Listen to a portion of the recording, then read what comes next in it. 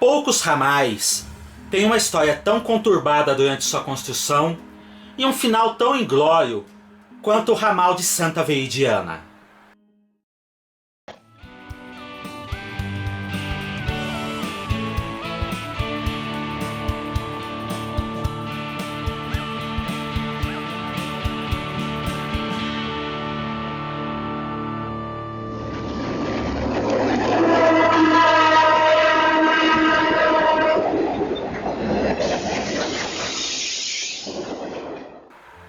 E aí pessoal, tudo bem? Antes de mais nada, considere se inscrever no canal se você ainda não é inscrito, ativar o sininho das notificações e se gostar deste vídeo, deixe seu like, pois isso fortalece bastante nossas atividades. Em 1880, a Companhia Paulista de Estradas de Ferro inaugura seu ramal entre Cordeirópolis e Porto Ferreira, iniciando também a construção de diversas estradas de rodagem das fazendas próximas até as estações deste ramal. No entanto, devido a problemas políticos, neste mesmo ano ela perdeu a concessão entre Porto Ferreira e São Simão, que permitiria que ela levasse seus trilhos futuramente para Ribeirão Preto. Tal concessão foi entregue para a Companhia Mogiana, que na época estava parada em Casa Branca e aguardava autorização para prosseguir seus trilhos em direção a Franca. Desejando impedir que a Companhia Paulista de alguma forma prosseguisse a construção do ramal, a Mogiana invadiu a zona de privilégio da Companhia Paulista e construiu, em 1881, a Estação Lages, próxima à Fazenda Santa Veridiana, localizada no município de Santa Cruz das Palmeiras. Nessa época, a Fazenda Santa Veridiana pertencia ao conselheiro Antônio Prado, maior produtor de café do estado de São Paulo, na época província, membro da diretoria da Companhia Paulista e futuramente presidente da Companhia Paulista em 2 ocasiões. Como os protestos da Companhia Paulista junto ao governo provincial não surtiram efeito, em 1886 a CPEF decide construir um ramal em direção à Cachoeira de Emas. Esse ramal é inaugurado em 1887, mas já havia o projeto para se prolongar ele até Santa Cruz das Palmeiras e a Fazenda Santa Veridiana, com uma forma de proteger o ramal de Porto Ferreira, agora já sendo levado até Descalvado, de perder cargas para a Companhia Mogiana. O projeto de extensão do ramal é aprovado pelo governo provincial em 1888, sendo que este ramal teria bitola de 1,60 m e aproximadamente 28 km de extensão. Quando a Mogiana tomou ciência dos intentos da Companhia Paulista de Estradas de Ferro, ela realizou diversos protestos junto ao governo provincial contra a construção deste ramal. No entanto, a Companhia Paulista rebateu que foi a Mogiana quem iniciou essa disputa com a construção da Estação Lages. O ramal para Santa Veridiana se iniciaria no posto de Laranja Azeda, no quilômetro 73 do ramal de Descalvado. E do ramal original de Cachoeira de Emas, apenas os 4 primeiros quilômetros foram utilizados, sendo que os 3 quilômetros restantes foram retirados. Isso porque a estação original de Emas ficava num ponto que não permitia a extensão do ramal. A maior obra de arte realizada neste ramal foi a ponte sobre o rio Mogi Guaçu, justamente em Emas, e que foi inaugurada em 1891, juntamente com o trecho Laranja Azeda, Emas Nova, Baguaçu.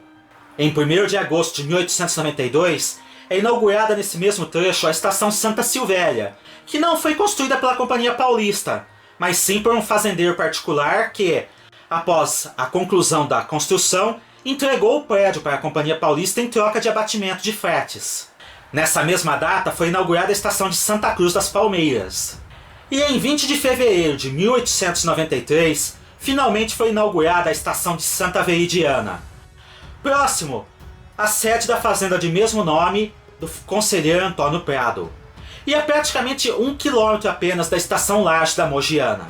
Como o conselheiro Antônio Prado se interessava pela baldeação de cargas e passageiros entre a Estação de Santa Veridiana e a Estação de Lages, ele construiu um bonde movido a burros que foi inaugurado em 1898.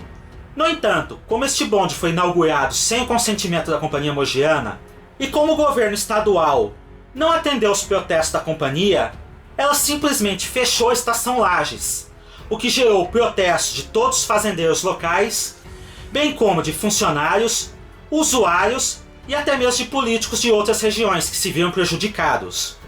Diante de tantos protestos contra o fechamento, o governo estadual obrigou a Companhia Mogiana a reabrir a estação Lages, sendo que a empresa teve que manter o prédio aberto até 1932, mesmo que a contragostos. Praticamente pelos 10 anos seguintes, Mogiana e Paulista viveram as turras em relação ao ramal de Santa Veridiana e também a outras iniciativas da ferrovia padrão, como a navegação fluvial no rio Mogi Guaçu, a construção do ramal de Pontal e a construção da estação de Guatapará. Apenas em 1908, quando o empresário norte-americano Percival Farquhar adquiriu o controle acionário da Mogiana e parte do controle acionário da Companhia Paulista, essa situação começou a ser resolvida.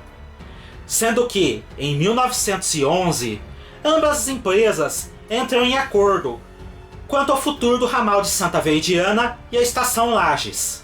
O acordo propunha a construção de uma estação denominada Baldeação na linha tronco da Mogiana, partindo como subramal do ramal de Veridiana, cerca de 500 metros antes da estação terminal deste ramal. A linha do subramal de Baldeação seria construída em bitola larga, tendo 1.272 metros. A construção da linha seria a responsabilidade da Companhia Paulista, e a responsabilidade pela construção da estação de baldeação seria da Companhia Mogiana.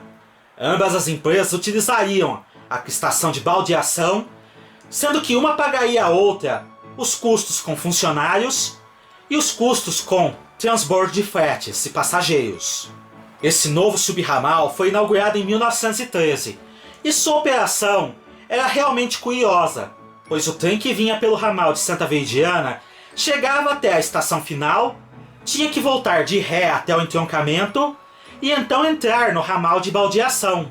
Entretanto, havia também trens diretos entre Santa Cruz das Palmeiras e Baldeação. Aliás, o ramal de Santa Veridiana foi durante muito tempo considerado um dos mais importantes da Companhia Paulista em bitola larga, sendo que havia trens diretos vindos de São Paulo até Santa Veridiana, pelo menos 2 vezes por dia, inclusive com carros da São Paulo Railway. O bonde de tração animal, que ligava Santa Veridiana a Lages, foi desativado também por volta de 1913. No entanto, o ramal de Santa Veridiana foi construído essencialmente para o transporte de café. E conforme essa monocultura foi perdendo espaço e fôlego no estado de São Paulo, o ramal começou a apresentar problemas financeiros. Além disso, em 1960, a Companhia Mogiana retificou sua linha tronco entre Casabranca e Tambaú, o que transformou o trecho Casabranca-Baldeação em um curto ramal, tornando altamente deficitário o trecho Santa Cruz das Palmeiras-Santa Veridiana, Santa Veridiana-Baldeação, Baldeação-Casabranca. Devido a isso, todo o trecho do ramal de baldeação, tanto em bitola larga quanto em bitola métrica, foi fechado em 1967, se tornando o primeiro trecho de bitola larga fechado pela Companhia Paulista. No ano seguinte, a linha entre Santa Cruz das Palmeiras e Santa Veridiana também foi fechada, se tornando o segundo e último trecho da Companhia Paulista em bitola larga desativado. Mesmo assim, o futuro era nebuloso para o ramal, já que, com a criação da FEPASA em 1971, o número de cargas transportadas simplesmente despencou. Isso também se deveu à inauguração da rodovia em Anguera, que cortava parte do ramal. Já em 1974, apenas as estações de Palmeiras e Baguaçu continuavam embarcando cargas e estavam abertas ao público, com todas as outras estações rebaixadas para paradas ou fechadas. Eram também os únicos pontos de cruzamento do ramal.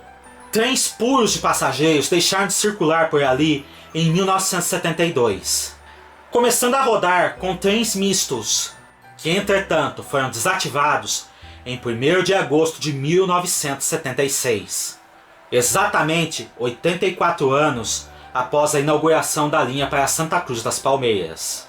Já no ano seguinte, os trilhos foram retirados, E embora o ramal oficialmente nunca tenha sido desativado, ele nunca voltará a funcionar, já que boa parte de seu leito foi transformado em rodovias ou urbanizado em Santa Cruz das Palmeiras.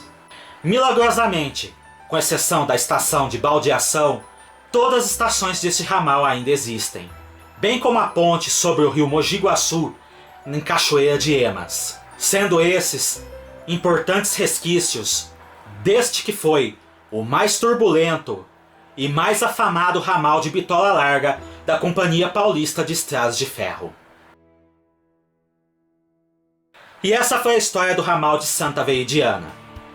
Cliquem no gostei, se inscrevam no canal e ativem as notificações para fortalecer nossas atividades e vocês não perderem nenhum novo vídeo. Até a próxima!